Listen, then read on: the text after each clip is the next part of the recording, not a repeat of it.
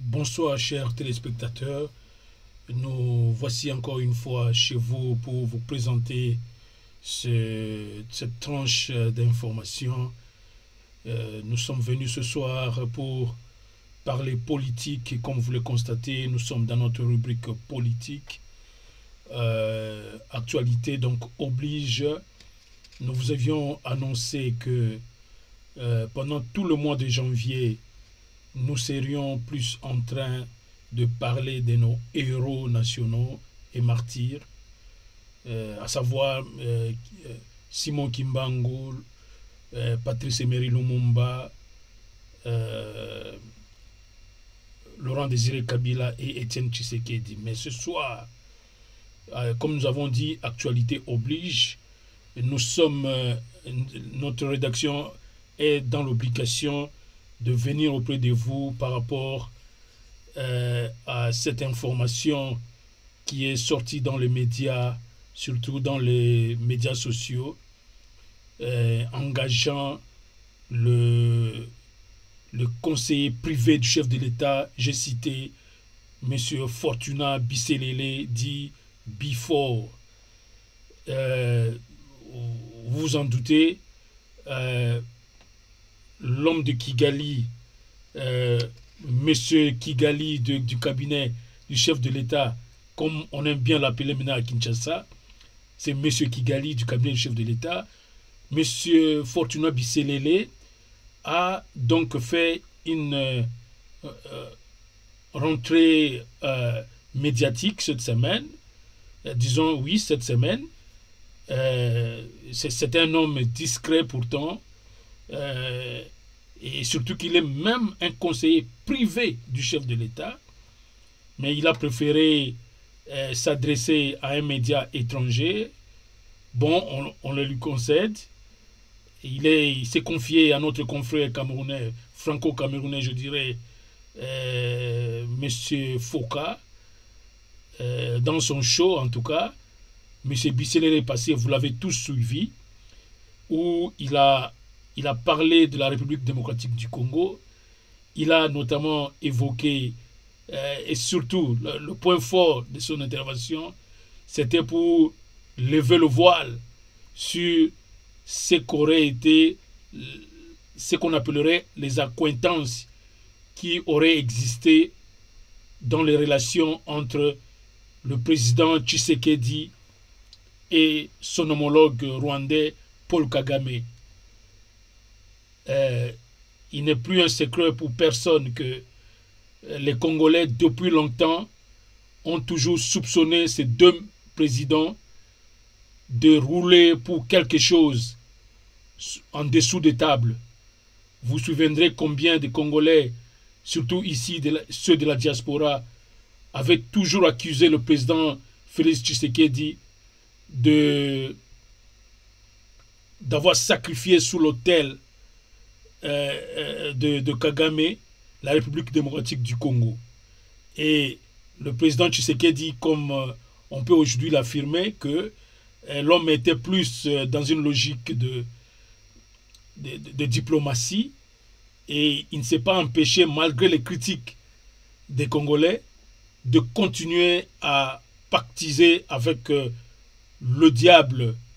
Et comme nous disons le diable, vous comprenez de qui il s'agit, c'est M. Paul Kagame, qui, pendant que M. Tshisekedi, justement, était en train de pactiser avec lui, faisant des accolades avec lui, se faisant inviter à Kigali, comme aussi M. de Kigali, se faisant inviter au palais présidentiel congolais.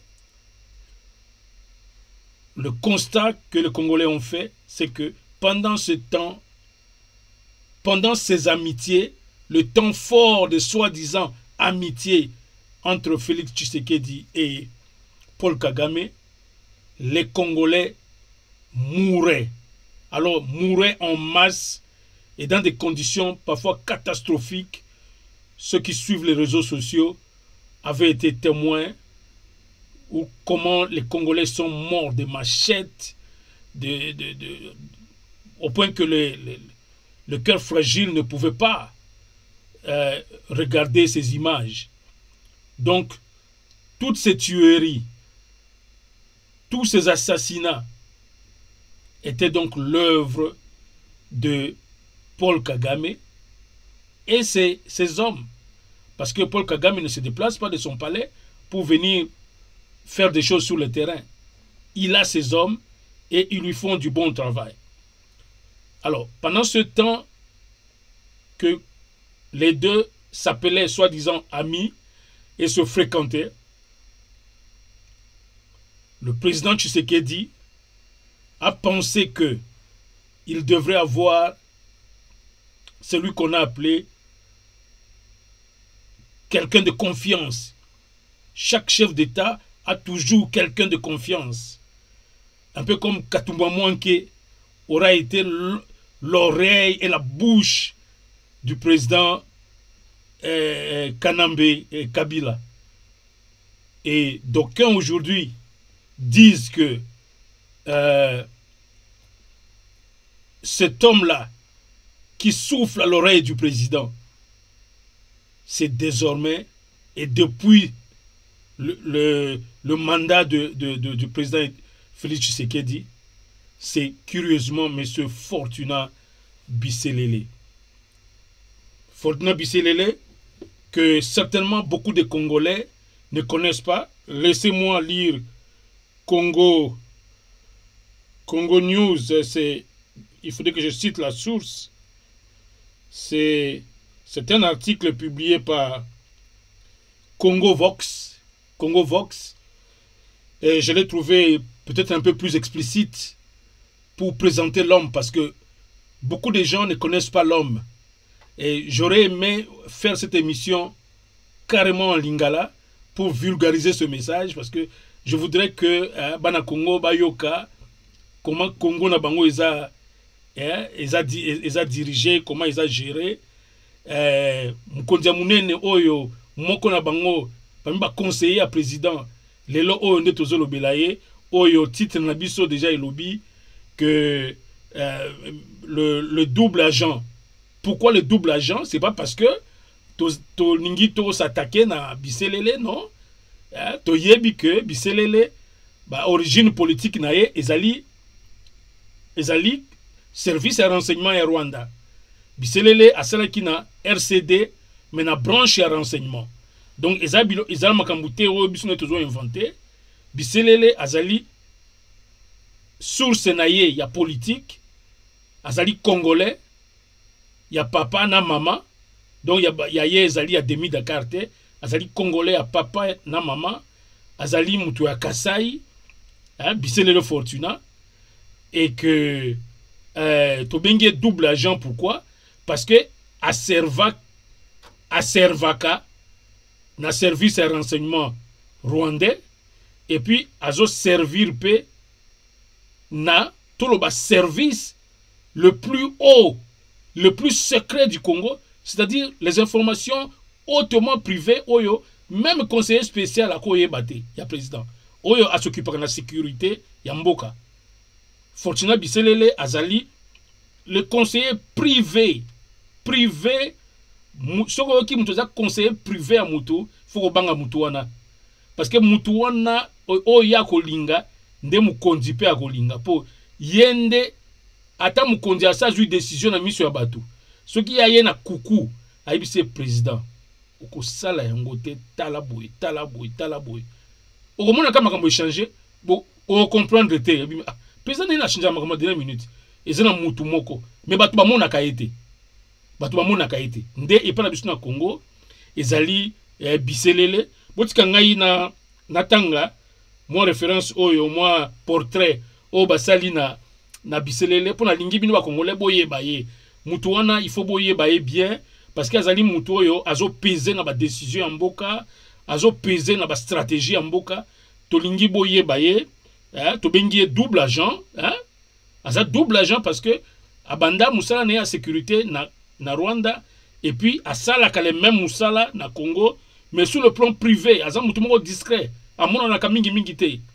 C'est pourquoi on a des caractéristiques qui a battu renseignement. Mutu renseignement ayaka te o ngai mutu renseignement na matonge boye bozomi na masanga ngai na za flic balobaka te basaka kimia mais basalaka musala oyo ke soki bayebi au fongoli munoko. Alors Fortuna Bisselele natanga ils en français. Fortuna Bisselele est le conseiller privé de Félix Tshisekedi. Et il est à Félix Tshisekedi ce que Feu Katumba Mwanke était à Joseph Kabila. C'est lui l'homme de confiance qui traite les dossiers chauds. Dossier chaud. À l'instar du Feu Katumba Mwanke, au Congolais Soyebi, il est, dit-on, simple et très discret. Batiamo bazaka bongo. Abi aza simple et très discret. À cause de la première non beaucoup yebate. Dans la situation mususu, excusez-moi, dans la situation mususu au mona, moment na full boy. Azane wana telemi azoyo kabino, asa appelle comme au thème, problème ezali ayoka pe asala musala na ye. Donc azali simple et discret, mais c'est ça la fin donc de cette comparaison. Dans le jargon congolais, on l'appellerait pire na jargon ba congolais, na langage ba congolais ba kinois. Abi Bisselele aza pire mais pire petit à confiance de James Kabarebe et de Paul Kagame. Alors Bisselele azali pire petit à confiance ya James Kabarebe na Paul Kagame. Bokangelo kwana pire petit à confiance ya James Kabarebe na Paul Kagame. Donc denga zana feu vert pas fachi, azape na même feu vert pas James Kabarebe, azape na même feu vert et pas ya Paul Kagame. Donc yesu ke aye ata Paul Kagame manego recevoir n'importe qui, soit bien Bisselele azawana ngamuna yo. Bokotisa ye. Paul Kagame ndenge moko swe kaka bayebise Bisselele azawana ngamuna yo. Bokotisa ye parce que ayebi ezali makambo ya likolo. Bon, alors donc le journal continue. Il est kassaïen de père et de mère, et de ce fait il est congolais. Fortuna Bisselele voit ses débuts dans le RCD Goma à Banda, début na politique na RCD Goma, et à Sala Wapi yazalaki soldate, yazalaki politicien te, yazalaki ni na service à renseignement. Donc qui dit renseignement RCD Goma dit renseignement ya Rwanda. C'est pourquoi yebi bien azan ba sekele minene de Paul Kagame a zoyé comme mutu ya confiance. Mutu ya confiance ya Kagame. Il se rapproche de James Kabarebe et par ricochet à Paul Kagame. Il est non seulement marié, Monsieur Bisselele Boyokaye, il est non seulement marié à une Rwandaise, c'est que Bisselele wana abala rwandaise. Botala niveau ya connexion azanango na Rwanda. Non seulement azana feu vert, aza pur petit à confiance ya James Kabarebe, qui est le ministre de la Défense, le tout puissant ministre de la Défense ya Rwanda, et Yemoko l'homme fort du Rwanda, Paul Kagame, aza comme Kazakana Fachi, azana Kabarebe bongo, azana na Paul Kagame bongo. Et puis mutoyo asalaka vinaye mwasi oyabali rwandaise.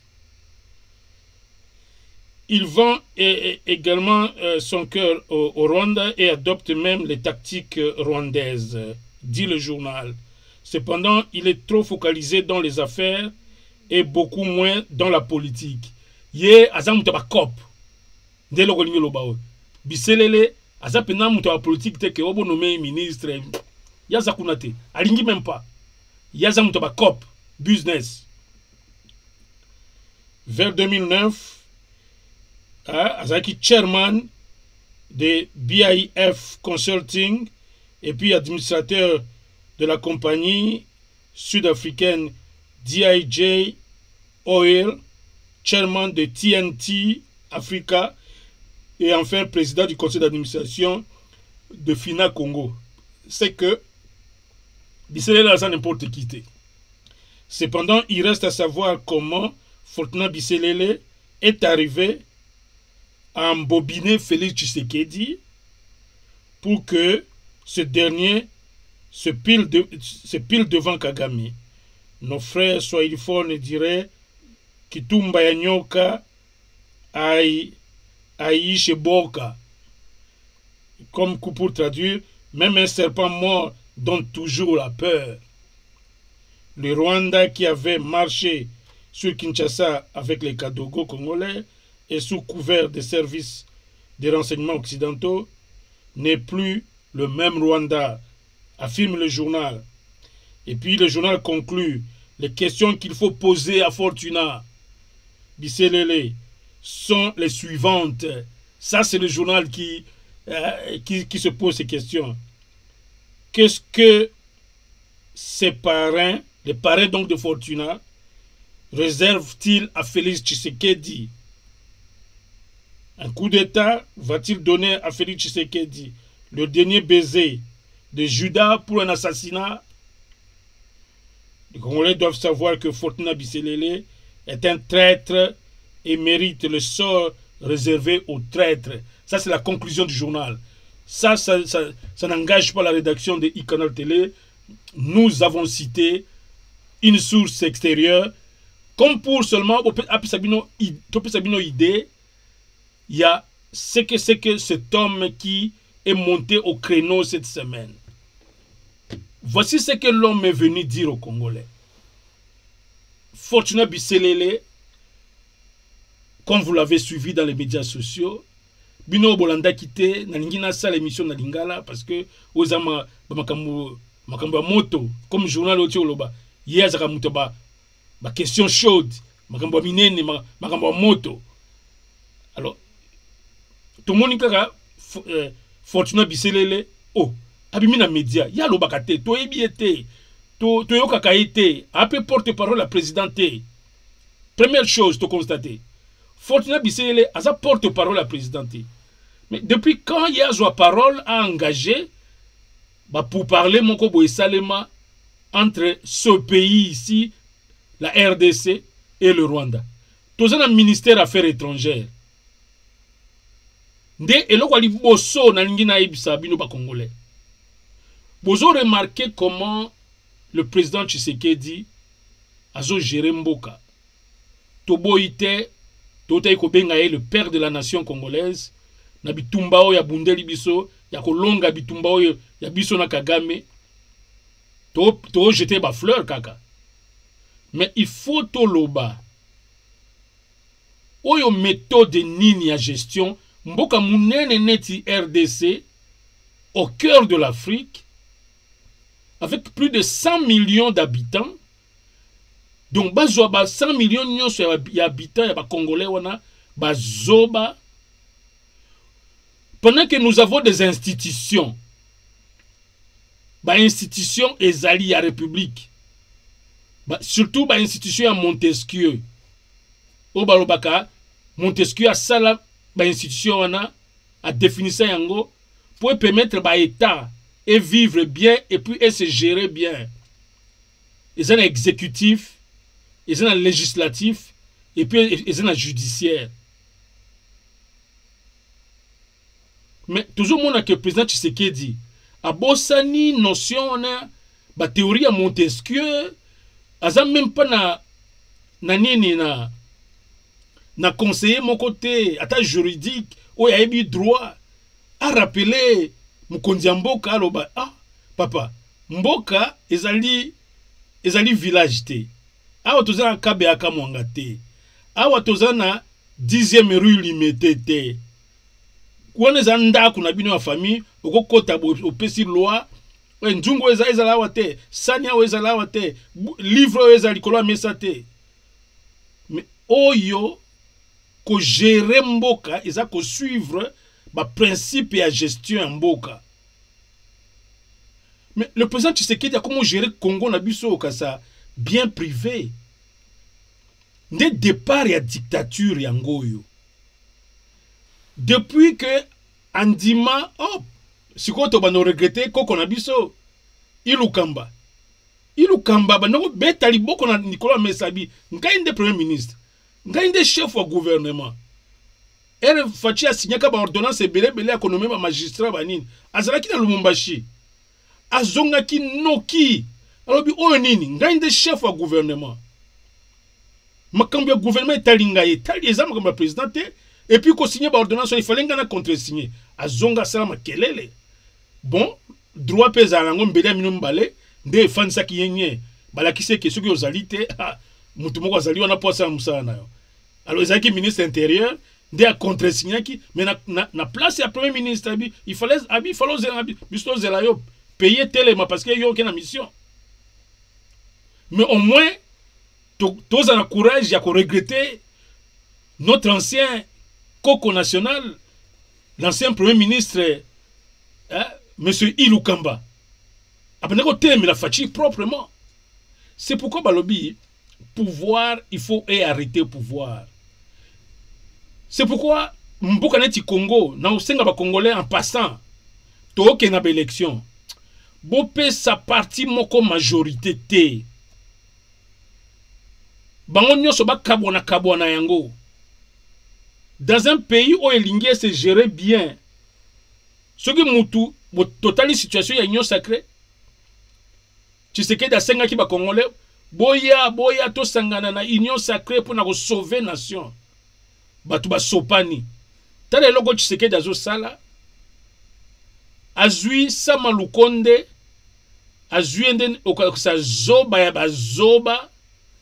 A pese quelques batu a sopeli mbongo lia na yo zala kimia tikela ngai na gérer mboka.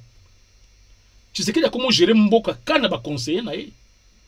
Premier ministre azali wana ba conseiller bazali wana tala likambo ya munene boye sur coopération entre deux états. C'est un conseiller privé qui prend la parole comme pour engager la République. Bissele n'est qu'un conseiller privé. Conseiller privé na liste ya ba administratif ya nini ya présidence. Na organigramme azali banda yaza privé na structure pénale administrative bo azate mais mutu wana nde azoya ko engager domaine régalien ya mboka ba Congolais bo remarquer yango. Un pays ne se gère pas comme ça. Nous avons un ministre des Affaires étrangères oyo butuna moy alala ka pongite monsieur Lutundula alala ka pongite ko sala musala na ye. Makambo nyonso etali une relation internationale pour nabiso mosali aide ya président, c'est-à-dire muto a aide ka président na musala wana les ministres des Affaires étrangères. Mais botala comment le président Tshisekedi a créé ba structure parallèle a quelque soit conseiller na privé yenda bana ko gérer makambo ya relation ya yena Rwanda. Donc le tundu ndenge azalaki wana quand ndenge asazwa sama lukonde comme zoba na ye sama lukonde amuna nakate et pourtant constitution bo se référer ka elle to comme na niveau que nani Ilukamba a démissionné ndesika to yebaka importance ya premier ministre na Congo. Bolba que notre premier ministre na Congo c'est le chef du gouvernement, il répond devant le parlement, c'est lui qui est responsable devant le parlement. Ce que le premier ministre est responsable de l'acte du gouvernement, comment ce qui a pas été à ça musala. Premier ministre a ça musala comment aux autres conseiller privé aux autres dossier à munene boye. Il n'y a pas un pays où ministère n'a pas affaires étrangères comme gouvernement comme ministère de gouvernement et puis ça ba énergie na ye boyoka ki lutundula na ba point de presse oyo ministre de la communication a instaura. Ministre Tundula musala ni na salité pour la relation entre Rwanda na biso. Apesi ba énergie na nyonso. Nzoka musala ya zo sala ya yeza kaka bon pour la bonne forme ya likolo. Nzoka na se ezana mutu mususu oyo asala ka le véritable travail. Oyo zanini ou bien vous avez confiance à ministre nayo, ou vous avez confiance na été. Comment vous pouvez avoir un ministre des Affaires étrangères qui gère tous les dossiers en rapport avec les relations internationales, la diplomatie congolaise? Mais c'est un quidam. Parce que dans le domaine des affaires étrangères, dans le domaine de la diplomatie, c'est soit le chef de l'État, soit son ministre des Affaires étrangères. Mais nous constatons que c'est un conseiller privé. C'est comme tout le monde qui n'a pas cambié. Il y a miibio ya mbongo ya université na Mbujimai. Au lieu tout le monde ministre ya enseignement supérieur, aya kolobela kimoyibi wana, ou bien inspecteur à finance, aye ba vérité au sujet de moyibi wana. Toki ne ko mona kibasa o ya mwasi. Comme il y a bala na famille Tshisekedi, azu kombo Tshisekedi a tchangoli boso. Po batu ba yoka ke Tshisekedi, batu ba lengelie, ba journaliste ba ye. Mais yo nani, namboko yoza nani.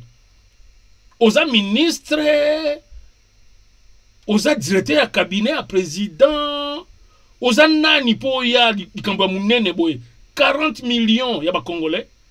Ba batinda nde yo, mutu ya famille. Azande nini belle-sœur ya président. Tshisekedi a comment tinda ba belle-sœur pour ba kende ko traiter ba dossier officiel. Et le quoi li bosso to lingi to epingle yango na ba congolais. To ke na ba élection. Botela ba gestion oyo nde ba dictateur bazalaka nango.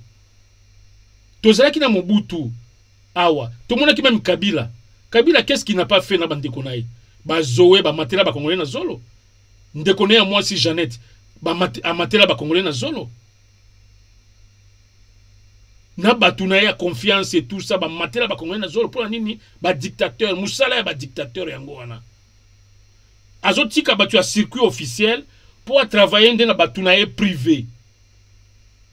Moi, si on est à Kibasa, avec qui on s'est nini makambo l'État. Congolais a yebi été, Congolais a yebi Kibasa te, Kibasa Tshisekedi wana, yo ya mwasi. To yebi été. Avec qui on s'est nini alobela makambu, il y a détournement, il y a plus de 40 millions en mbongo ba Congolais. Il y a nani, c'est en quelle qualité? On a une parenthèse que j'ai ouverte, peut-être que ça la dossier Mobimba sur dossier ya mona mwasi wana.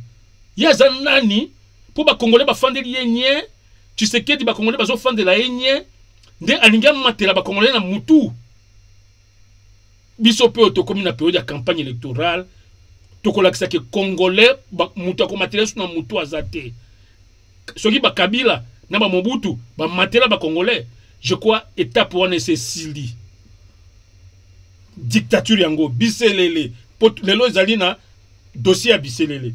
Biselele à se permettre à jouer parole. À jouer parole en tant que qui? Ça, c'est le questionnement du journaliste. À jouer qui parole dans le Cambouan en tant que qui? Boyo ka Cambouan tu koloba. Na boya ki na tia vidéo. Na préféré na c'est la citation directe. A ABC Foka, na émission à Foka, le président Félix a proposé à son homologue rwandais une chose simple. Omoni biloko ezali ministre affaires étrangères des fois ya ko expliquer ba congolais relation à biso na Rwanda. Talaye, nous sommes un pays riche et vous êtes d'autres voisins. Aucune guerre ne fera déplacer les frontières. Nous sommes des voisins à vie. Moi, je vous propose de mettre ensemble des projets où nous allons jouer au win-win. Gagnant-gagnant. J'ai des minéraux. J'ai des minéraux. Ozoyoka congolais, ba minéraux oya yo ya mabele na yo. Balobi Tshisekedi azui yango aye ko pesa Kagame alobi ngana zana ba minéraux. Abi j'ai. Alobi te que les minéraux des Congolais. Alobi j'ai des minéraux. C'est que Tshisekedi a considéré ka a comment considérer mboka wana na ti poche na ye. J'ai des minéraux. Ces minéraux n'appartiennent pas à Tshisekedi. Monsieur Fortuna Biselele. Les minéraux du Congo n'appartiennent pas à Tshisekedi. C'est pourquoi Tshisekedi a du mal à engager ma procédure, à juger Kabila pour ayebi que lobby ba ko juger pays parce que na babiloko tu sais que dazo sala sikoyo ha les bouche ko fungwama après mandat tu sais que dit minoko ko fungwama ba témoignage ko salema. Moi je vous propose ensemble des projets où nous allons jouer au win-win, gagnant-gagnant. J'ai des minéraux qui vous intéressent. J'ai des minéraux qui vous intéressent. Vous avez la possibilité, avec votre carnet d'adresses, de contacter des investisseurs partout à travers le monde. Bonjour Kabiloko Congolais. Nalinga kina limbola eloko yo polele papa Congolais. Congolais botike eloko ele kaboité. Mutu azoloba oya zui parole. Eza ministre Lutundu la terre, ministre des Affaires étrangères. Parce que ce qui ministre des Affaires étrangères a zui parole, aza diplomate, ayebi eloko nini fois loba, eloko nini fois lobate. Mais bisele la zo ki d'abord parole en tant que qui. Et puis pour ça la nini, objectif il y a plus de paroles aux Alaki nini. Mais comme tu as dit que M. Bissele aza zobate, c'est que ayebi que li kamboyo biso aibisi fachi biso tozo avance pour ba kopo to liana Kagame ndenge tokomi chien chat boye tokomi ba ennemi boye tokomi pepe na élection kozela te parce que Kagame a ko libérer ba makambu na biso na média et tout ça na ba Katumbi na ba Kabila ba ko na ba coup sur coup ba ko ba lobima na ngona ba meeting biso to lela déjà ba Congolais avance to ebisa bango que biso to zaki na makambu ya mabete to yaki nde poto sala nini marché moko gagnant to lobi yo comme yonde ozali président le grand président Afrique oyebani na mokili biso kasi toye kopesa ba minéraux na biso yo luka batu soki bazwami yo memela biso to signer contrat et puis to kopesa yo commission. Oh kaba makambo ya ba commission congolais akoli a jamais loko na yé moko. Et nous allons essayer de travailler en synergie pour essayer de développer la zone ensemble. Le président Kagame était tout à fait partant. C'est-à-dire, Kope Pene Fandaki. Oh, Congo elinga ba minéré, biso mboko tozana minéré te, mais Congo indimé pesanga ba minéré na ye, nga indina teke la kaye, en fait, na se la campagne, batubaya, donc baya ko sela ba marché, alors ceux qui ba sombi, ceux qui ba marché à 100 millions, na cause ota 20% na ngai, et soube il y a 100 000, il y a une 20 000 dollars kakaboye, 20 000 dollars kakaboye. Et puis marché cause la mongota cause la 20 marchés, 30 marchés, bisoto ke ko enrichir et puis pendant que Tshisekedi na biselele baza ko offrir Kagame lokoyo. Et loko biselele lobi angote. Pendant que biselele azo offrir Kagame ba minéraux na biso. Pour Kagame abanda ko zuwa mbongo na sima iba minéraux na biso. Kagame azo continuer ko boma ba Congolais na est. Kagame azo continuer ko boma ba Congolais na est. Tu sais qu'il fallait sa condition, abi bon, yango yo kasi. Soko lingi bongo, bon, OK. Kibisele la lobby. Kagame était tout à fait partant. C'est Kagame andimi kop. Mais il fallait pas Congolais batika kokufa. Na kishishe awa. Ba oti kokufa lisusu. Mais makambo bisele la zoloba, eze alelote. Eze alelote. Ba Congolais, Kagame azo konno boma ba Congolais. Mais likolo ya ba liwa wana, ya batu ya Congo ndenge bazo sila, ebele baza déplacé dans ba village na bango. Kagame azo continuer musana, mais Tshisekedi akabeliye ba minéraux na biso. Abi yozwa. À contrepartie, des questions à biso yango, Kagame appelle ça qui Congo nini. Biselele a répondre biso na eloko wana te. Tolandi est bien. Kagame Herbino et puis Biselele a affirmé que Kagame était partant. C'est pas te biloko ba diplomate, botikla ba diplomate. O pena fou ya communication. Poto. Kagame partant, c'est que ba minerai na biso e banani ko kende pas Kagame. Azo sala ba cop, bazo lia mbongo parce que ça li ba année depuis Fachi Azawana. Ba sali biloko. Mais à Oti Koloba que on avait beaucoup avancé. Alors même que on avait beaucoup avancé. C'est que ba cop lia maki minerai ya coltenzo ya boye. Butu. Président de l'Assemblée a évité. Président ya Sénat a évité. Samaloukonde, chef du gouvernement, a évité. Ministre des Affaires étrangères, Lutundula, a évité. Mais Nicolas Kazadi, ministre des Finances, Moutou a géré le marché na biso nyonso, surtout teki ba coltan, surtout teki ayeba ke mbongo koti boye, poto yeba comment to dispatcher mon économie. Mon côté ayebi. Tshisekedi a réduit gestion ya Congo entre ye na mutu na ye biselele congolais. Ça c'est pire que Mobutu. On commence à comparer Tshisekedi le fils à Mobutu. Ça c'est pire. Vous offrez les minéraux du Congo na un ennemi juré à Congolais. Et pendant ce temps, on a diaspora. Attends la diaspora te. Na Congo, mutuni nangoyo a se prendre na Kagame. Congolais mon côté a se prendre na Kagame. On a diaspora kutunde somo. Et on a papang banda bazo belela na ba média na ba YouTube na ba médias sociaux.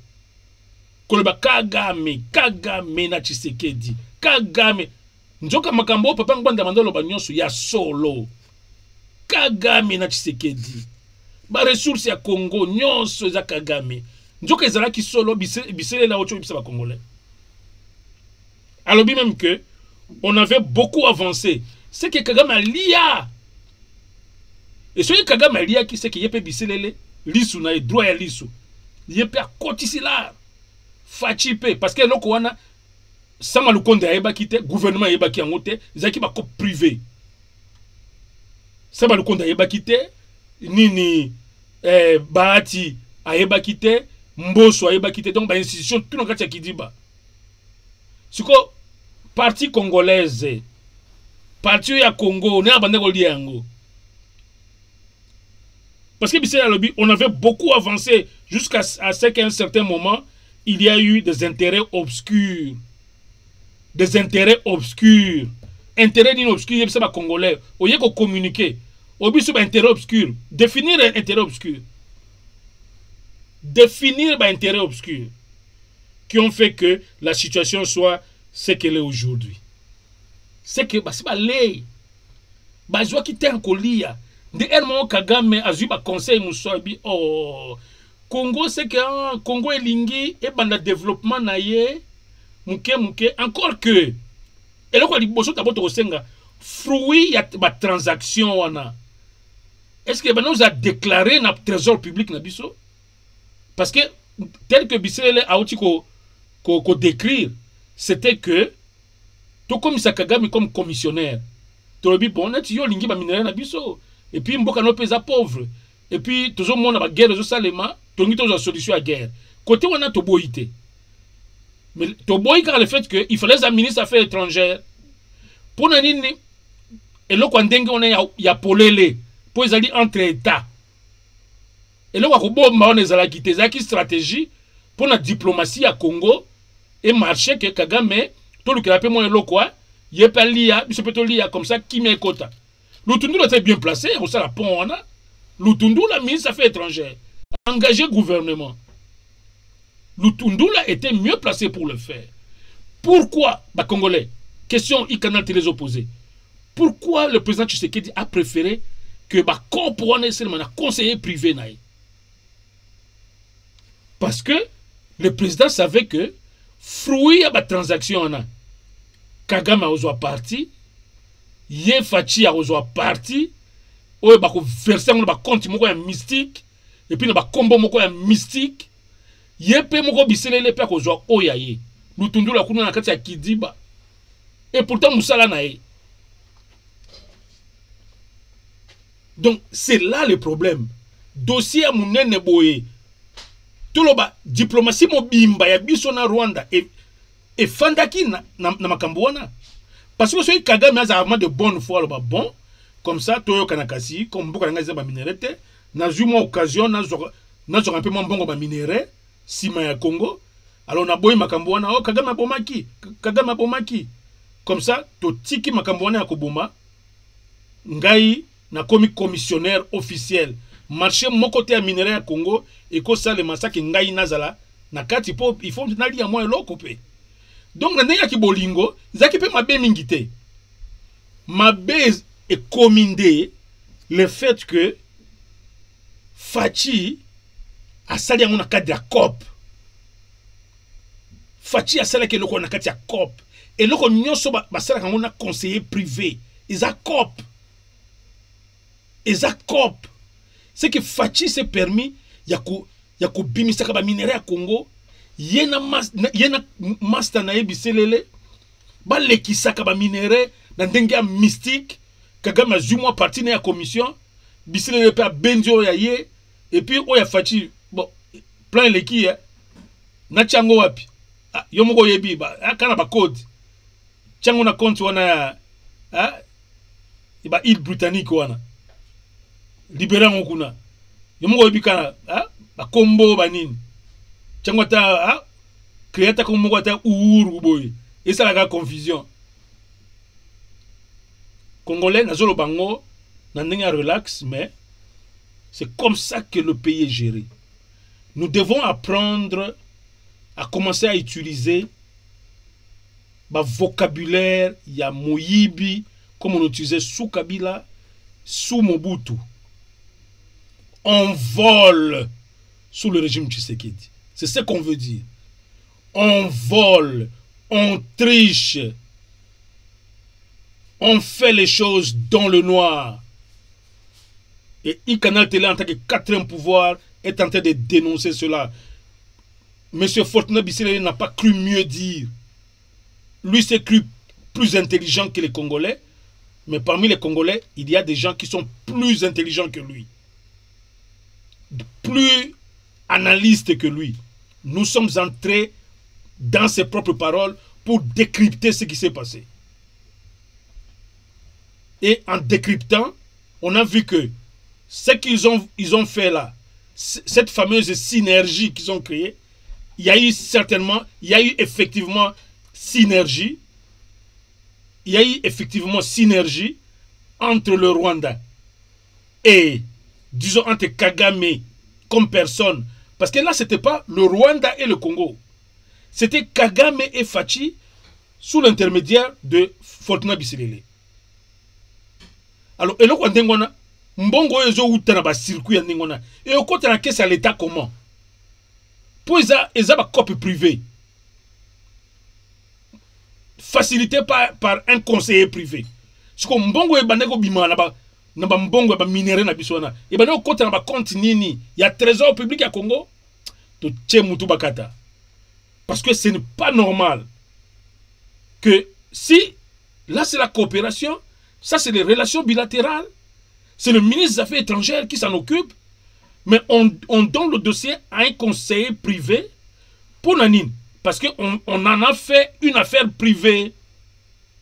On a fait comme minéraux, yo lukelanga ba commissionnaire, yo lukelanga ba commissionnaire, toli akop, et yo lukelanga ba preneur, yo bima commissionnaire. Ce qui l'a récolté, yo zu parti, mutu ya droit à l'île soupe biselele, a zu parti, et les grands mkoua, Moutoulanga confiance à Ibeskania au Sopango. Congolais, exactement ça c'est l'analyse. Il y a Icanal Télé, Toloba qui est toujours poussé à la élection. Tokola lisamuno kote, Tokolomakamu polele, Tolingi monsieur Fortuna Biselele, a zonga lissus na média, a s'expliquer. Pour nani d'abord, a zoika nini, journaliste étranger, il y a Camerounais. Pour n'a s'exposer qui devant un journaliste congolais. Oh, il y a un dossier à Congo. Pour certainement devant un journaliste, le journaliste pose une sous-question. Il ajoute une troisième question. Il ajoute une quatrième question de précision. Parce que les journalistes congolais maîtrisent les dossiers. Et ils le connaissent. Les journalistes congolais, bah, y yo, conseiller privé, sans quelle qualité tu as fait ça? C'est comme Madame Kibasa, tu sais qui est montée au créneau ici. Bon, parce qu'elle était en face, il y a moi journaliste, moi, à Lengi, nini, c'est mec qui a Tshisekedi. Batuba Lengi. Ces mecs Tshisekedi n'avaient pas droit d'être là. Ça, c'est du privé. Ake mone nandaku na ye. Ceux qui ont cabinet mbongo, a cabinet nandaku. Ce n'est pas ces mecs Tshisekedi qui ont revendiqué Makambu République. On a volé 40 millions à Congolais. Ces mecs Tshisekedi ont réclamé en go. Autre comme Namboka nin ba Congolais. Kolango pouvoir ou bien l'ogonin. Ça, c'est l'ivresse du pouvoir. Oh, ils ont président Tshisekedi. N'a pas émission de Lingala pour yoka yango bien. Mon tendance au président Chilombo a comme même là pouvoir au Congo. Bino bokozoka idée IDPS au Parti démocrate nzoka dictateur azobotama. Dictateur azobotama. C'est que ba Congolais boye ba que pendant que bino bonde ko lala ba pongi. Ba minerai na bino e bano kenakati ba COP. COP on a 3 personnes. Tshisekedi Chilombo, Kagame de l'autre côté, et puis na kati na bango Fortuna Biselele. Parce que Biselele lobby, on avait beaucoup avancé jusqu'à... Non, qu'est-ce qu'il dit ici? Le président Kagame était tout à fait partant. On avait beaucoup avancé. On avait beaucoup avancé. C'est que, Kagame, c'est comme si Kagame, au lieu de la Makambope, Fatia Sengakie, te, oh non, pour des raisons obscures. Liebisa biso. Oya qui devant journaliste. L'obanyo se polele. Raison obscure en dénin. Neto lingito tout na biselele. Raison obscure en dénin.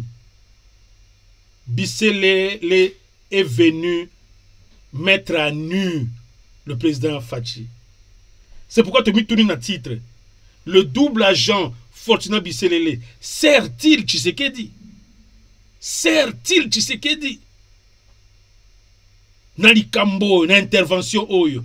Et puis il y a une période kaka élection. Parce que c'est double agent. Lelo oyo maître nae mususu azali suna benterete na Congo. J'ai dit Kagame. Azali suna benterete. Bon, musalo yako sala lelo, musalo ya sap. Yako boma. Et là, il bosse à bio qui est dans les médias. Yosa pur, on a peu purier. Et puis, et puis, Abali rwandaise. Si nous mettons sur la balance, aujourd'hui, Biselele rime plus pour le Rwanda que pour le Congo. Biselele rime plus pour le Rwanda que pour le Congo. Et c'est cet homme-là qui est au cœur des dispositifs à la présidence. Au cœur et à dispositif à la présidence. C'est quelle façon de gérer notre République? C'est quelle façon de gérer notre République? Ça, ce sont des questions que nous nous posons ici à iCanal Télé, mais nous avons pratiquement répondu, peut-être même à moitié, que ça, c'est une façon cavalière, donc dictatoriale, c'est-à-dire, tu sais que nous avons commis la position, a comme on a minéré comme yaye, minéré Congo comme yaye. Biloko on sa Congo comme yaye. Oya kolinga asali. C'est pourquoi makambo belé a engagé ba troupe na biso libanda sans accord ya parlement pour aibi ke ya bazoba na imboso na baati ba osala nini. Aibi ke kuna na cour constitutionnelle son juge naturel. Ya a okene wapi. Le procureur général pour la cour constitutionnelle. Ah, au bandela wapi. Pour Abengaye, oh, le président, moi je vais t'entendre pour haute trahison. Ah, au bandela wapi. Notre République est en danger. Notre République est en danger. Congolais. Botika biloko aboete. Biso média pe eto sa musa na biso. Eza poto fungola bino miso pour que à un moment donné bo sala moi sukuma na kati ya kin. Bo tia bango un peu. Bo mona ki ndenge ba IDP se bana sa Mobutu. Hein? De ba misala oyo makamona zolo balelo. C'était des Bafayulu, Bakatumbi, soi-disant opposants. Matata Mpogno. Binonde, il fallait botter les Congolais, botter les bazo yiba bino. Bafayulu, Bazawapi. Na ba eside na bango. Telemisa ba Congolais, ba mona clair. Biloko aboye baba na obanga ba Congolais. Mais ba ozo ba Congolais comme bazoba. Je dois veiller sur le temps, voilà. Et synergie, on a voulu créer une synergie. Synergie pour le Congo ou bien pour la poche Nabino. Oh, on a voulu créer une synergie avec Kagame pour que tu obtenir Kimia et tu partager ma richesse. Mais tu as un ministre du gouvernement pour négocier la chose. Ok, tu as conseiller privé Nayo. Poto suka wapi to suka na ba île britannique ba mbongo moko ezo kende kuna na ba île britannique.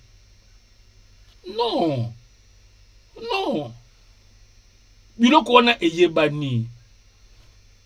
On ne peut pas voler le peuple congolais comme ça. C'est pourquoi ça fait 4 ans, même malgré tout comme un budget à 16 milliards soi-disant, Congolais zaka pauvres des pauvres, y a les plus pauvres du monde. Congolais, toujours pauvres, des pauvres, alors des pauvres, des plus pauvres, des pauvres. Bon, mais tu ne rates pas Congolais. Tu vas vivre dans le budget à 2 milliards. Souka, tu le premier ministre, Souka avant, nani akota, Tshisekedi akota, 4 milliards. Alingeti asali musala. Njoka musala alingeti zaki nini? Fati a comprendre que non. Mwana liya ba kopi mingi ezalite. Mbongo eza muke na kesi ya l'État. Suna jui muke bo ba ministère ko travailler sous terre. Alingeti kine ko botola mbongo eza pa ba mouvansi ona. Ba mouvansi akala. Alingeti pa sali musala ke akoti na mozindo. Akia alon abimisi mo mbongo. Mbongo na Kongola monango eke na mai. Congolais, beaucoup de tout n'a vraiment que tout comme un budget à 16 milliards, mais conditions d'abino ils ont changé. Congolais, mais c'est un média tout ça moussa na biso. Pour se prendre un peu en charge, non? Kaka papa na ye moko chino mbonda lobaki, prenez-vous en charge. Bon c'est là bas le couteau ba politicien té. Prenez-vous en charge. Ces politiciens battu à le couteau. Yemoko mwana na ye, mwana Sphinx, a koti na kati ya lokuta, a komi ko détourner gouvernement. Parce que le gouvernement, il a ce gouvernement salaka, ba archive etikalaka. Ya lobi ate, so na bengi lutundula. Ah makambo yo kotika ba archive, mukolonga na ozala te, mutu ya ko remplacer ngai, ah makambo yo ko bima. Po, et là ko sele ki na affaires étrangères. Ministre a ko traiter dossier yemoko te, e ko banda na à partir à huissier, courrier komi kuna na huissier. Huissier a enregistré et Martina directeur du cabinet Atali a dispatché aux matière il y a droit à tenir conseiller juridique, aux matière d'administration à tenir conseiller administratif, aux matière à stratégie à tenir conseiller à stratégie. Bon on dit administration ça les manque. Et puis bah traiter dossier bah zongseli Dirkab et puis Dirkab Atali a Monique ça bien traité à quel moment table la ministre dossier moko eutaki dossier na biso na Rwanda wana et comme na niveau boye et senga sam week-end prochain il faut voyager OK na Kigali OK aussi lisango Kagame andimi et comme siko asa jupe marché moko basi som ba tongo to baza mbongo ba bi boku tanka na Kigali Kagame abi asa ju batu ba okoma jina Kigali yo koma ka kuna po makambo salema. Mais ministre des Affaires étrangères en tant qu'officiel congolais, membre du gouvernement, du Cambo Yakosala, premier ministre Naïbi. parce que ça chaîne à commande ministre affaires étrangères à cause de l'autre côté sans que premier ministre aille déjà quand voyage naé nena ngom ta signé ordre de mission voyage quand naé à Kigali il faut premier ministre a autorisé que bon je t'autorise va à Kigali alors pour autoriser il faut aller bah nini au moins babiloko tseke da azo kima pour ma cop na privé makambu na ye eye banate na gouvernement même Sama Lukonde ayebi que Sama Lukonde azan de kona été Sama Lukonde politique bako trahir yo abi ena zaki premier ministre ta makambo tseke da banda osala tseke da yebi yango abi Sama Lukonde azam to de peste mutu ko to de peste Kabund yo akomi opposant de ya que ça la confiance na Sama Lukonde ou bien na Lutundula azui a tche bango libanda pona nini toujours nous poser question Tshisekedi a décidé de traiter ce dossier seulement avec son conseiller privé. Pourquoi? S'il n'y avait pas idée de vol derrière, de détournement, de vente illicite, il y a des minéraux, il y a des Congolais. Vente illicite, Congolais. Toujours télémisabino. Nous tournons la Zarakiwana. Donc tu as expliqué le mécanisme administratif. Que ce qui nous tourne là, chaque eloko o yazo sala parce que erazo kene na Kigali ou bien azo invité ministre à Kigali azo ya et pas na biso pour ba finaliser premier ministre faut yeba parce que ba fonds à l'état ils ont mobilisé pour l'accueil ya ministre ya rwandais azo ya bani il faut premier ministre autoriser ata bon OK azo ya bon pour makambu nini ah ça kasi pour na dossier on a tout finalisé Kagame ça joli biso nini ba film moko boye ba multinational moko ba ni ba somba coltan so combien de kilos so nini abi bon baya pour le premier ministre bon zo côté qu'est-ce gouvernement alors tout Nicolas Kazadi Nicolas est-ce que balexi là oui ministre du budget l'air est qui ça c'est le gouvernement travaille comme ça parce que paiement batona ba aussi paiement na compte il y a trésor public. Trésor public est un compte sur le plan international. Et puis versement on a compte tel. Premier ministre a comme on a document on a un versement. Mais tu sais que dans l'ingi bongoté, tout ça on a coucou, tout créer une synergie. Azoya na bambo pour impressionner les Congolais. Synergie est seulement qui met pour na ba poche na bino. Pour na ba poche na bino. Alors to boy makambo pour Congolais souffrance à Congolais s'il a raté. C'est comme si le pays on est en bon côté. Bon, 40 millions baïbi, 50 millions baïbi, 60 millions baïbi. Bazo konde ko yiba tilelo et puis mutu moko peut azo kangama. Et puis mutu azo yiba 40 millions ba Congolais. Ya zo tinande belle sœur naï. Congolais. Azo tinda belle sœur naï pour ya ko yoka makambu. Belle sœur naï aza officiel. Aza na décision ya kozwa. Ata ninga ya kiwana. Aza na décision nini? Ministre de l'Enseignement supérieur Azali, inspecteur général des finances Azali, ministre des finances Mukolo Bambongo, Mouto Gérambongo à l'État Azali. Tinda moko na bango. Donc, nous disons que les Kambo biselele aote ko bimisawana ba Congolais, bomi tuna pona nini. Makambo tali coopération, ya ba vente ya ba minéraux. Et les cas qui par ministère des Affaires étrangères pour nani le président Tshisekedi a préféré qui a traité comme un dossier privé. Ce qui y a une confiance dans Lutundula te. Bon Lutundula pourquoi il est là? Parce que c'est qui dossier affaires étrangères. Objectif nango to loba que c'est qui noble. Président Fachi loba qui te il faut to yokana hein que tout ça là tout comme si je crois que Kagame a eu bakaba minéral na biso parce que bon moyen peut te proposer a été tout ça na moi proposition et ça diplomatie attention que pas y a qu'à travers biso ba congolais mais ce que c'est le mec qui na ministre des affaires étrangères na biso donc tu trouves que bon c'est normal c'est la diplomatie pas belle en du colon GTT nous tout nous ndenga ça ba pont na aller-retour ti ba multinational ba ye ba comme somba pour Kagame azwa pourcentage na ye Lutundula ndeli suneza wana abi bo Kagame to ba ki aux 10%. Bon 10% directement na compte. Olingi na compte na yo. Po ya Kagame akoloba je. Bocha na compte nanga.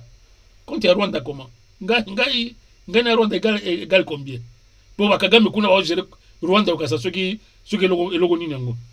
Mais ya biso il fallait les cas na compte du trésor. Mais bisele lende ngale ki sambongo wana yaba synergie wana na compte ya trésor public. Et les cas qui n'a pas compte privé. Tant soit koloba ote, comme moko salema ki na noté, marché moko zoma ki na noté, ti Kagame a préféré qui non to katana di kambo yo ngaza d'accord te. Marché c'est salema ki. Quand na kati ya foulé wanande, président per loba ki bon, na ticket d'opé Rwandair et bando yaka, o sala mo mbongo avion na yo et bando kita na Congo, pas de problème.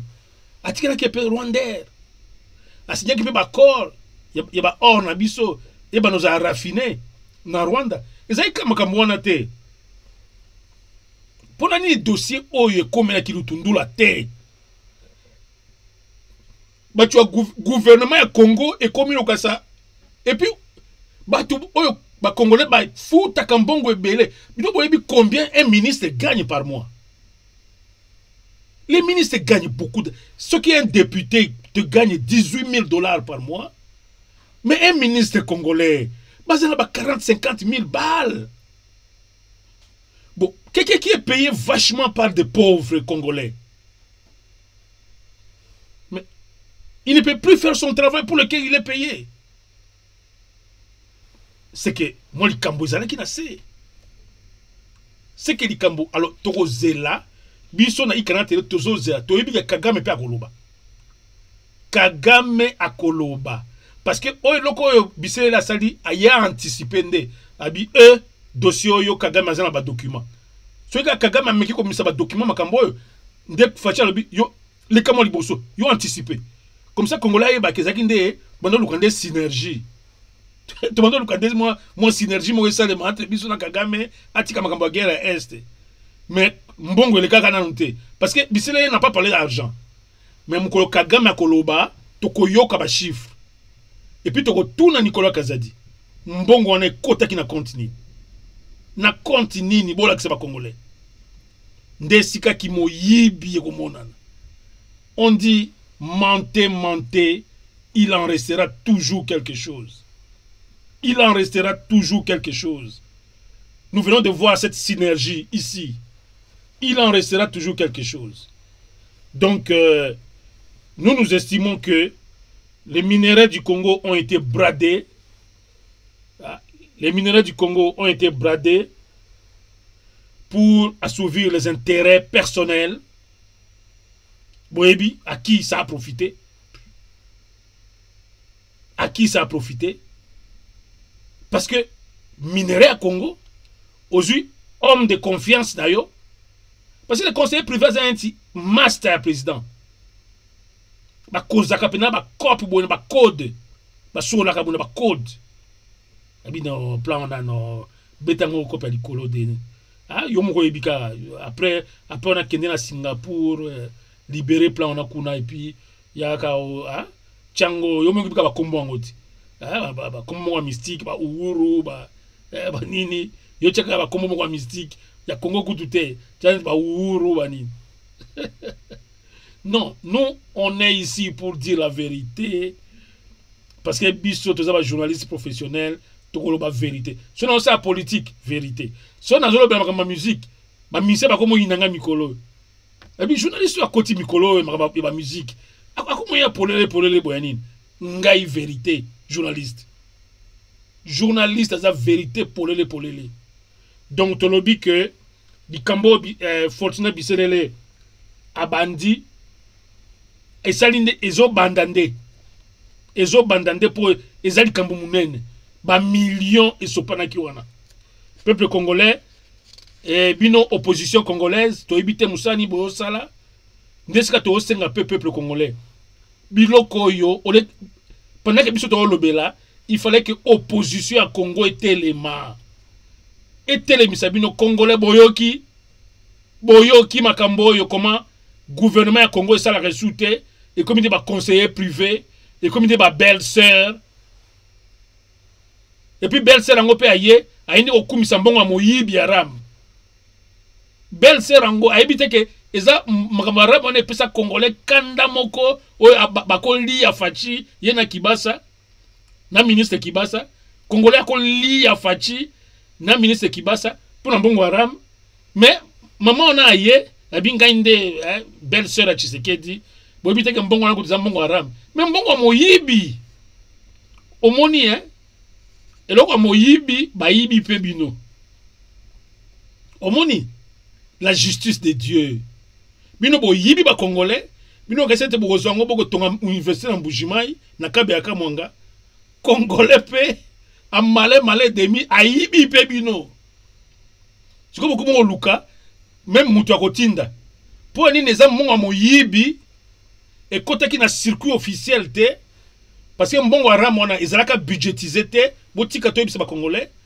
L'argent de RAM, qui taxe moko, ça n'a pas été créé par l'Assemblée nationale. Qui donc la carte budgété, mbongo na RAM n'a pas été budgétisé. Donc qui mbongo moko ba poche kaka, ya ba poche. C'est pourquoi le président s'est gêné, ya ministre et un officiel du gouvernement pour qui mbongo gouvernement te. Ezalaki mbongo moko zo flotter boy.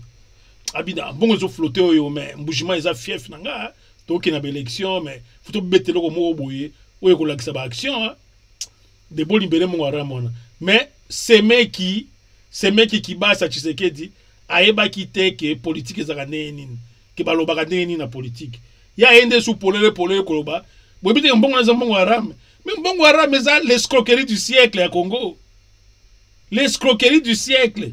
Bino boyebi ba Congolais, pe moyibe côté la bango na moyen tina moyen l'épinière ba ko ba yibi bino ya ba congolais nini wana ba mi yibi le voleur volé, c'est le voleur volé.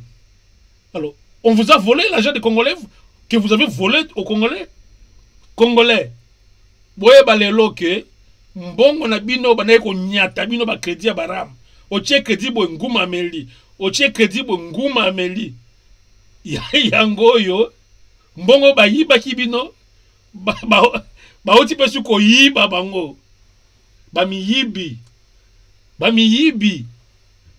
ozo mona ba biloko ba mi yibi mususu ya polele c'est que ba mi ki moyibi ebele zo salema sufachi congolais bo fungola miso ki moyibi ebele zo salema sufachi biso ba journaliste to koloba makambo yo polele ceux qui congolais ont voté na yende mutu mususu, ceux qui ont voté de pères étrangers et de mères étrangères, de bokende.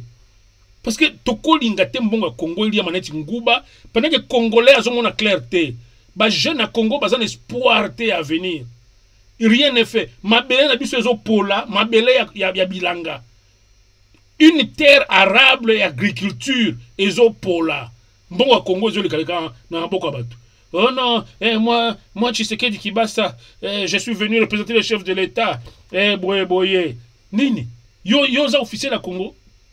Pour y représenter le chef de l'État, yo nani? Famille comme famille ba Congo, on est comme Congo ba Tshisekedi pour pas gérer Congo. Ton dis-moi qui est un président? Ah, c'est le président. A comment je vais conseiller privé? A créé ba synergie na Rwanda. Et comme a dit sœur nae pas créé ba synergie nae. Oh, quelle confusion ça. Ça c'est une république bananière. Une république bananière. Ba monsieur Aboye. Ya makambo ya minene. Tout le monde est en train de lingala ya polele. Polele congolais. Émission j'allais le faire en français. J'ai dit, non, vous allez polele. Alors, dès la 5e opposition congolaise, s'il vous plaît, l'opposition congolaise, réveillez-vous. Réveillez-vous. Vous dormez d'un sommeil profond. Réveillez-vous. La République est pillée de fond en comble. La République est pillée. Le gouvernement, ce n'est plus le gouvernement qui fait les affaires. C'est des privés, des conseillers privés qui font des affaires directes avec le chef de l'État. Direct. C'est pour dire quoi? C'est pour voler. On connaît comment les choses se passent. Voilà. Donc, Tolobi, que nous espérons que, comme cette communication de M. Bisselele n'est certainement pas bien passée, parce que ça crée la polémique de plus en plus. Les Congolais ont appris à ouvrir l'œil. On a senti qu'il y a du roussi là-dedans. Il y a du roussi. Ça sent du putain, comme on dirait, entre guillemets. Je ne peux pas utiliser ce terme ici. Il est très familier. Mais je dis une chose, que cette affaire-là, cette fameuse synergie, n'a pas été pour rien. Voilà. Donc, c'est des combines. On appellerait ça des combines pour gagner de l'argent sous les dos des Congolais. Et pendant qu'on sait que le Congo, c'est un pays pauvre, c'est pourquoi Congo est Matakate. Je termine par là cette émission. Le Congo n'avance pas. Bon, mais tout n'a qu'à Congo avance Takate. Nous bakoyoka. Oh, bazo tonga ba université. Est-ce que construction de l'université est la priorité à Congo lelo? Ba université yango pe ba misala te. Mais bo tonga ba université pour batba la nini? Pour na nini? Bazo mbongo, ba pesa batu na bango pour basala ba misala wana ba construction, pour ba lia mbongo, ba yiba mbongo comme oyo nani semeki Tshisekedi akende yo constater na Mbujimai. Mabele ezali wana bosala bilanga batu balia. Nzala ya Congo ici là. T. Oh, construction ici. Projet de territoire. 145 territoires. 145 territoires. Nous se développer comme Kolomoko. Oh, le Kouta nini. Le Kouta peuple congolais. Et puis il est tombé dans la période quand la période électorale. Bako se partager mbongo pour corrompre les Congolais et la élection. Bako se partager mbongo pour corrompre les Congolais. Bo fungola misu ba Congolais. Bazo abino na ba esprit ya ba hypocrisie. O bisonde depuis tozali wana o touti na libulu ya vraiment ya musika, touti musika ba Congolais, bo pesa biso sous 5 ans, toboité. Verdict na biso yi canal télé pour le moment. Total qui ta ko total na opposition, ba tiango o il faut ba remplacer Tshisekedi. Musani ba osal. Ne fût-ce qu'il y a opposition. Fayulu azawapi. Makambo tozoloba. Fayulu mtifachi acha zolo na ye. Aninga ye ba vérité makambo ya Biselele. Rien. Et puis ba jana makambo eza ebele. Makambo ya mwasi yo Kibasa. Fayulu ifala tele mabenga journaliste moko na ndaku na ye. Ale qui sa message que Kibasa on a nani. C'est Fayulu qui devait parler. Ba ebi musala opposition te ba fanda na bandaku. C'est à cause de ça peut-être Félix a cause de son mandat musus. Et puis mandat ne ya suka wana ndeko zala sombele suka bisanga. Parce que wana de bako pomper makambu. Ba synergie na ba synergie. Pour comme un vocabulaire moko mystique, ya ki nango croyant que non ba congolais yenda tangi classe ko le kabatutu. Moi je crois que le Congo a besoin de mieux que ça. Nous avons pensé que l'UDPS, comme parti qui a fait l'opposition pendant des années, allait aider ce pays à commencer un développement. Pas à se développer pendant 5 ans, à commencer un développement. Mais non, ce n'est pas ça. Ce n'est pas dans l'agenda. Et puis, ce n'est même pas l'UDPS qui gère le Congo. Ce n'est pas l'UDPS. Si déjà, ce n'est pas le gouvernement de la République qui gère le Congo. Ce n'est pas l'UDPS. Ce n'est pas l'équipe de Kabouya qui inspire les politiques que prend la présidence. C'est Tshisekedi et ses amis. C'est ça qui va caractériser enfin le bilan de Tshisekedi. Tshisekedi et ses amis. Ce n'est même pas l'UDPS. L'UDPS, comme Arata Pembeni. Donc pouvoir, ça serait un abus de langage que osa pouvoir à UDPS. Osa pouvoir à UDPS. Pouvoir aux en place. Ils ont UDPS. C'est un pouvoir de la diaspora congolaise. Je suis de la diaspora. C'est ba master diaspora ba ye ba sangani ba obeta boulot. Ba obeta boulot. L'UDPS n'est pas là. Peut-être la élection oyo. Ceux qui vont voter ba député ba UDPS ebele. Ebele pe ba okoma ba ministre. Ne peut-être côté à ce que ba tu UDPS. Ba comment gérer mboka. Oyo pouvoir aux UDPS. Je préfère décanter ce parti. Lui donner encore un bénéfice de doute. Que UDPS au pouvoir, on aurait un autre pouvoir. Ce pouvoir n'est pas l'UDPS. Ça, c'est un pouvoir semi-gangstériste, gangsteristique. Vous avez un pouvoir gangster. Bon, bête à ma niveau du colo. Non, nous serons catégoriques dans la période électorale. Congolais, ça souffre mingi, les Congolais. Hein? Tous là, ba remarque na bino na chat. Beaucoup de biso, toza wana po na bino, tozo loba makambo po na bino, po ba vie na bino échanger, budget à 16 milliards, Fayoulou. Est-ce que ça se pose la question, gouvernement lobby a commis un budget à 16 milliards, budget à 16 milliards, yom toza kana ba Congolais, via ba Congolais échanger à d'un iota, Fayoulou, télémissa Congolais. Télémissa Congolais, vous avez un avantage, surtout dans la période électorale. Boy. Créer Chivundu, Fayoulou. Créer Chivundu. Aujourd'hui, tu sais qu'il dit tapis rouge, boy. Fayoulou. Aujourd'hui, tu sais qu'il dit tapis rouge. Hein? C'est malheureux. C'est sur cette note d'interpellation à l'opposition congolaise que nous finissons notre émission de ce soir. Nous sommes venus en tant que quatrième pouvoir pour parler à ceux-là qui sont décidés à tuer la République et ils nous trouveront toujours sur leur chemin. Nous n'hésiterons pas d'être toujours aux côtés du peuple congolais pour dénoncer, dénoncer et toujours dénoncer. À la prochaine donc.